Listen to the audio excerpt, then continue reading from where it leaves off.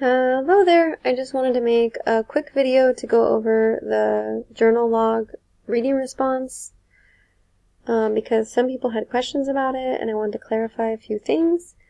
The journal, normally if we had just a face-to-face class, you'd have an actual composition book or a spiral-bound book and you would just be writing in that book, and at the end of the semester you would turn that in. But since we're only 6 weeks and we're fully online, I had to kind of modify and adapt that assignment to suit online learning and online learning environment.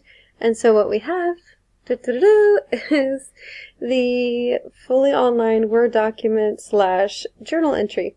So what I'm going to do is I'm going to go ahead and click on modules and go to your first journal entry.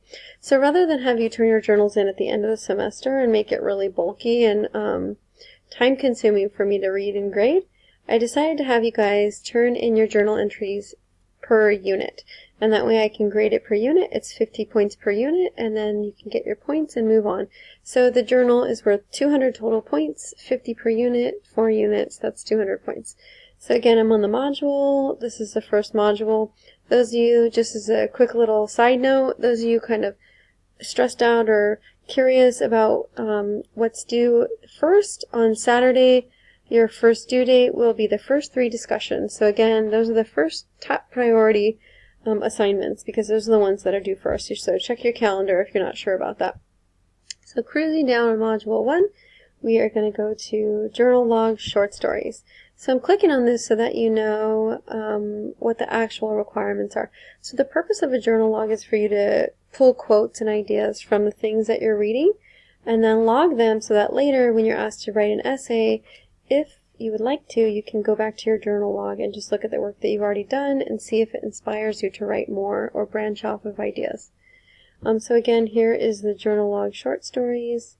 Under the module, it's now moved over to assignments because that's actually where it's saved. It's saved under assignments.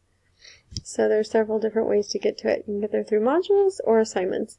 This is your short story one. And I'll just kind of go over it briefly.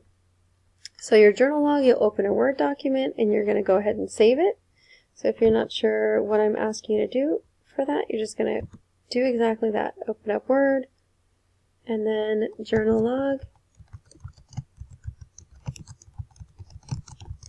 short stories, and then you're going to do File, Save As. I save everything on my desktop just because it's easy to locate. And then I can retrieve it later. So again, you're going to save it as a Word document. And so what I would do if I were actually doing this assignment, so now I'll go back to our course, is I would cut and paste this into my Word document just so I had it. And this is a really quick, efficient way to do your journal log. So again, I'm highlighting the assignment. I skipped over the first part, but if you need the due date, I would keep that. It's June 29th is the end of Unit 1. I highlighted that, go back to my Word document. Again, this was how I would do it if I were actually saving it. And so here is your task. For your short stories, you'll have 2 entries for each short story. There are 4 short stories. So that's a total of 8 entries for the short story unit. Look at me. I'm so smart. I can edit my own work.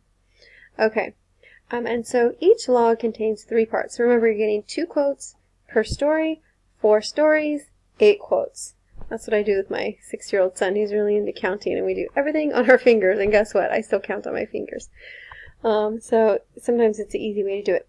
Anyways, so each log has 3 parts. And so for each of the journal entries, I've done samples for you because sometimes that makes it a little bit easier.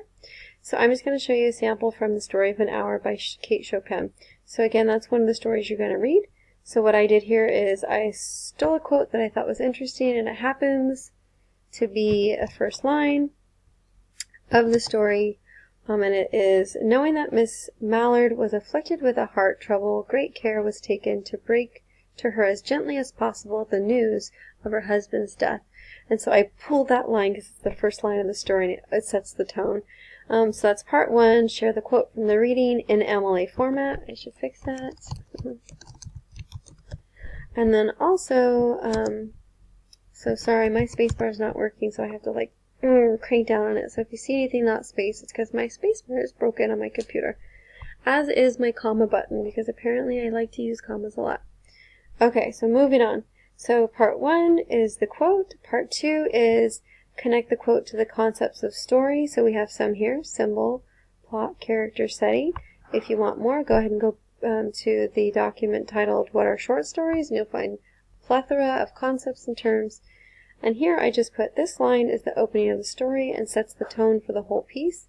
It makes the reader, good thing I'm going over this, R-E-A-D-E-R, reader curious to know what will happen to Miss Mallard and her fragile heart.